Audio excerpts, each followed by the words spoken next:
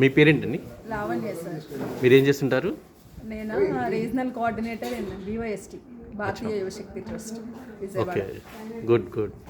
మీ దృష్టిలో సక్సెస్ అంటే ఏంటమ్మా?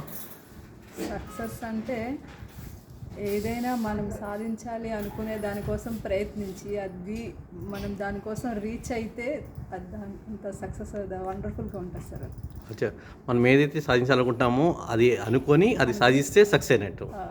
ఓకే, మీ దృష్టిలో రిచ్ అంటే ఏంటమ్మా?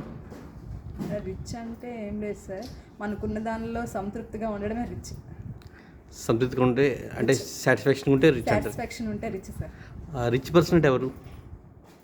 ఏమీ ఎలాంటి అనారోగ్యాలు లేకుండా సరైన టైంకి ఫుడ్ నిద్ర పడితే అలాంటి వాళ్ళు గుడ్. ఓకే, సక్సెస్ఫుల్ పర్సన్ అంటే సార్? సక్సెస్ఫుల్ పర్సన్ అంటే సక్సెస్ఫుల్ పర్సన్ అంటే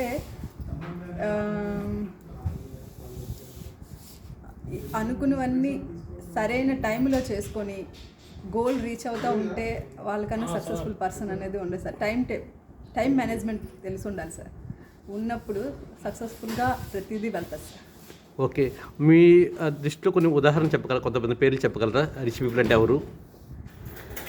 సక్సెస్ఫుల్ అంటే పేర్లు అంటే సడన్గా ఐడియా ఒకసారి గుర్తు తెచ్చుకోండి. ఒకటి పర్సన్స్ అంటే నేను వర్క్ చేసిన దాంట్లో చాలా స్ట్రగుల్స్ ఫేస్ చేసుకొని పైకి వచ్చిన వాళ్ళు డాక్టర్ బి కీర్తి అని చెప్పేసి వాసవ్య మహిళా మండలి ప్రెసిడెంట్ గారు ఉన్నారు సార్. ఓకే, ఆవిడంటే నాకు చాలా కొంచెం ఇన్స్పిరేషన్, కొంచెం బాగా మోటివేట్ అవుతాను.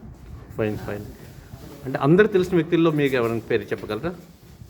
ఇప్పుడా ఇవిడే కూడా తెలిసే ఉంటుంది. అందరూ తెలిసిన వ్యక్తుల్లో అంటే మన దేశం కానీ మన రాష్ట్రం మొత్తం కానీ తెలిసిన వ్యక్తుల్లో ఎవరైనా ఒక పేరు చెప్పగలరా? రిచ్ పర్సన్ అంటే ఎవరు? సక్సెస్ఫుల్ పర్సన్ అంటే ఎవరు? సక్సెస్ఫుల్ పర్సన్ పొలిటీషియన్ కూడా చెప్పచ్చా సార్? చెప్పండి. పొలిటికల్గా వెళ్ళిపోతుందేమో సార్ మళ్ళీ. ఓకే ఓకే, చెప్పొచ్చు మీరు అలాగా, అర్థం కాదు. అనుకున్న దానికోసం కృషి చేస్తే అది సక్సెస్ఫుల్ అవుతుంది సార్. అది మన దేశంలో మన రాష్ట్రంలో అంటే నేనేం చెప్పలేను.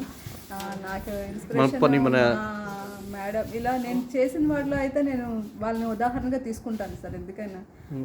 ఎందుకంటే మనం వాళ్ళని చూసి ఒక్కొక్క మెట్టి ఎక్కాలి, మన వర్క్ డెడికేషన్ చేసుకోవాలి, మనలో వర్క్ ఉన్నంత రోజులు మనల్ని ఎవరు ఆపలేరు అనే ఒక కాన్సెప్ట్ అయితే నమ్ముతాను సార్. అది వెరీ గుడ్, చాలా బాగా మాట్లాడారు మ్యామ్. Thank you sir.